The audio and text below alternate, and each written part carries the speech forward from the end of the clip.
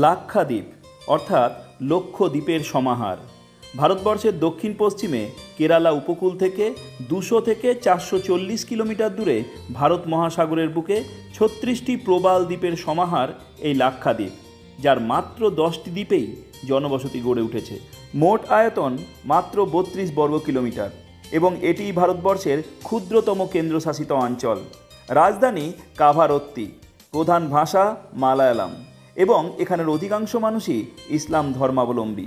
এখানে অর্থনীতির মূল ভিত্তি মৎস্য শিকার, নারকেল চাষ এবং পর্যটন।